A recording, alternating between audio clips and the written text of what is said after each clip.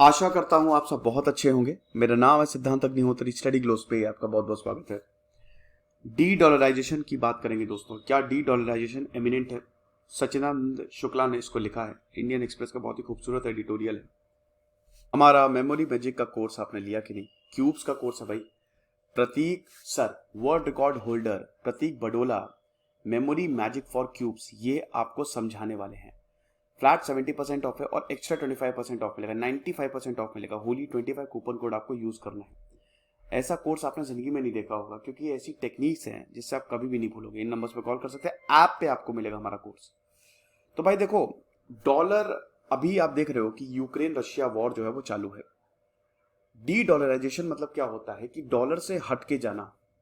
आपको पता ही है इतना सब कुछ हो रहा है। अब जो सेंट्रल बैंक है, जैसे भारत का central bank reserve bank of India है, अमेरिका का सेंट्रल बैंक फेडरल बैंक है, वो डाइवर्सिफाई कर रहा है और वो यूरोप, रेनमिनबी और गोल्ड की तरफ जा रहा है। तो डी डॉलराइजेशन सेंट्रल बैंक्स की तरफ से शुरू हो गया है। पूरी तरीके से नहीं, डॉलर एक रिजर्व करेंसी, आपको पता है ना कि पूरी दुनिया भर में जो ट्रेड होता है वो डॉलर से होता है। अगर आप भारत तेल खरीदता है तो डॉलर से खरीदता है, तो डॉलर का रिजर्व आपको चाहिए। लेकिन जियो पॉलिटिकल रिस्क के चलते ये चीजें हो रही है। ऐसा क्यों? क्योंकि आप ये देखिए कि रशिया ने कुछ गड़बड़ की तो अमेरिका ने सारे के सारे सैंक्शंस उस पर थोप दिए। सैंक्शंस मतलब आप डॉलर में ट्रेड नहीं कर पाओगे, डॉलर में ट्रेड नहीं कर पाओगे तो आपके पास कुछ आएगा नहीं। तो अब ये रिस्क को देखते हुए, क्योंकि पहले तो डॉलर को बहुत ही सेफ करेंसी माना जाता था ना, अभी भी माना जाता है, लेकिन अब जो रिस्क आ रहा है, इंडिया और चाइना उबर रहे हैं, जिसकी वजह से डॉलर से हम थोड़ा दूर जा रहे हैं। कुछ देश जैसे रशिया ने तो पूरा डॉलर पे डिपेंडेंस अपना खत्म कर दिया, चाइना ने भी यही किया। भाई जो आईएमएफ की करेंसी बास्केट है उसमें मतलब स्पेशल ड्राइंग राइट्स, पता है ना कि आईएमएफ से आपका हर कोटा होता है कि किसको कितना पैसा मिलेगा और मीडियम ऑफ एक्सचेंज क्या रहेगा। तो ये पूरा का पूरा होता है। तो अब वहां पे डॉलर है, आपका जापानीज येन है, मतलब टोटल 5 करेंसीज है ना। ठीक है, आपका डॉलर है, येन है, चाइना की रेनमिनबी है और ब्रिटिश का पाउंड है। उसके बाद फिर ये है यूरो है। चाइना की भी करेंसी है उसमें, ये बड़ी बात है। अभी अगर आप देखो तो स्विफ्ट से हम थोड़ा अलग हट गए हैं। रशिया ने दिक्कत की तो उसको स्विफ्ट जो है वो इंटरनेशनल पेमेंट बैंकिंग सिस्टम है, मतलब इंटरनेशनल पेमेंट सिस्टम है। अगर इंटरनेशनल पेमेंट आ रही है तो स्विफ्ट आपको जरूरी है। तो अब रशिया ने, मतलब अमेरिका ने इस पे भी बैन लगा दिया, स्विफ्ट खत्म कर दिया।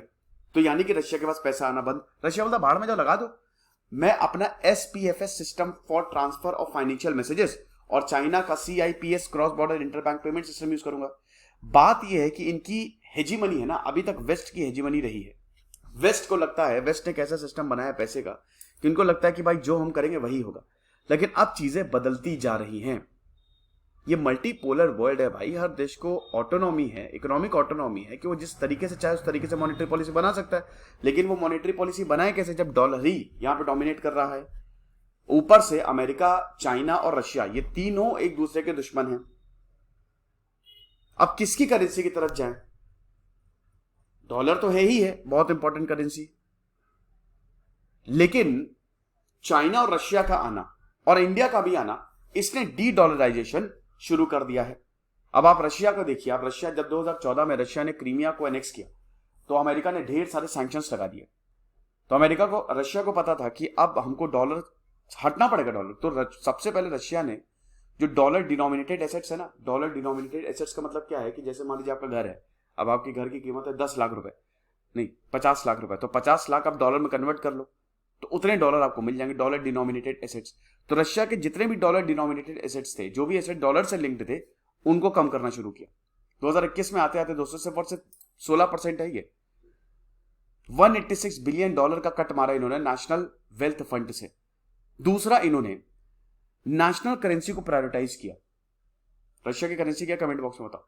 बायलैटरल ट्रेड होगा, द्विपक्षीय संवाद होगा या बिजनेस होगा, ट्रेड होगा, तो हम नेशनल करेंसी को प्रायोरिटाइज करेंगे। जरूरी है क्या डॉलर में ट्रेड करें? तो 2013 में जहां पे रशिया का एक्सपोर्ट्स 95% था डॉलर वाला, वो 2020 आते आते 10% रह गया, 10% से कम रह गया। तो रशिया ने तो एक तरीके से इकोनॉमिक ऑटोनॉमी हासिल कर ली है।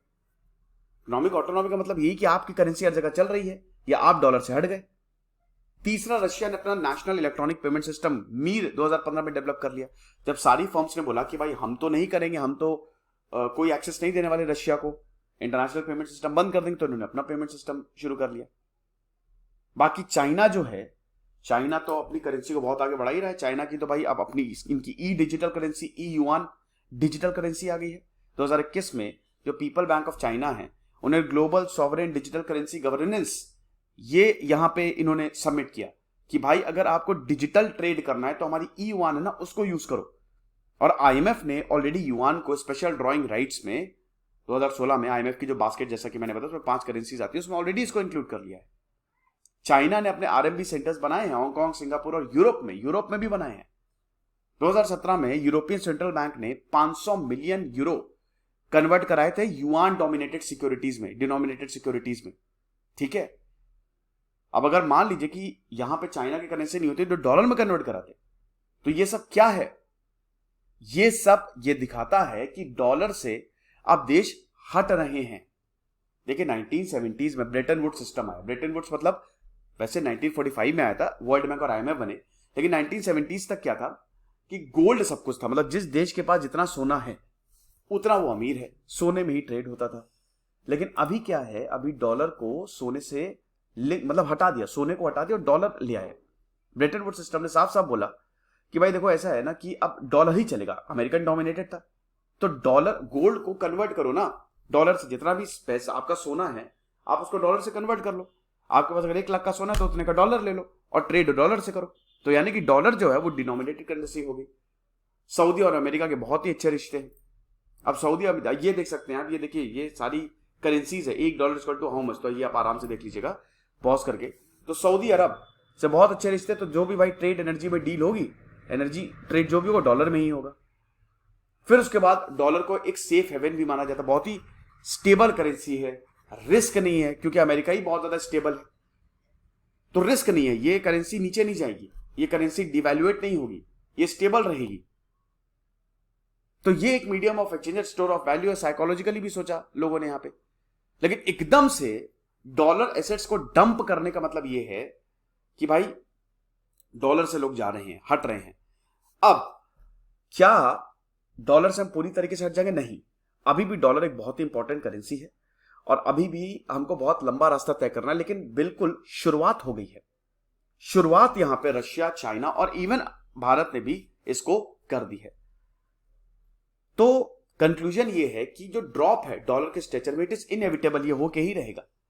चाइना और इंडिया का राइज बहुत तेजी से हो रहा है। वेस्टर्न हेमिज्मनी 2008 में जो सब प्राइम क्राइसिस आया, अमेरिकन रिसेशन आया, उसमें यह था ना कि मतलब अमेरिका को बहुत ही सेफ माना जाता था, अभी भी माना जाता है, लेकिन 2008 में खत्म हो गया अमेरिका। अमेरिकन रिसेशन ने, मतलब कोई और देश होता तो बर्बाद हो जाता, अमेरिका था तो उठ खड़ा हो गया, लेकिन बाकी देश तो गए क्योंकि बहुत लोगों ने इन्वेस्ट किया था। आईसीआईसीआई ने कितना ज्यादा इन्वेस्ट किया था अमेरिका ने, अमेरिका में। लेकिन जो सब प्राइम क्राइसिस आया, अमेरिका में रिसेशन आया, भाई आइसलैंड तो पूरा बैंकरप्ट हो गया, ग्रीस के पास पैसे ही नहीं बचे। लेकिन बहुत जल्दी अमेरिका उठ खड़ा हुआ। 2008 के बाद से ये समझा जाने लगा कि भाई इनका जो इतना डॉलर चिल्ला रहा ना, हुआ है ये चीज है। उसके बाद फिर जो डेमोग्राफिक फैक्टर्स हैं ये भी चैलेंज करने वाले हैं, क्योंकि देखिए एशिया का राइज बहुत तेजी से हो रहा है। युआन और इंडियन रुपी, इनकी भी इंपॉर्टेंट, साउथ ईस्ट एशिया में इंडियन रुपी बहुत ही ज्यादा बढ़िया तरीके से चल रही है, समझिए। तो अभी तो डी डॉलराइजेशन इमिनेंट तो है, लेकिन अभी शुरू हो गया है, लंबा रास्ता तय करना है।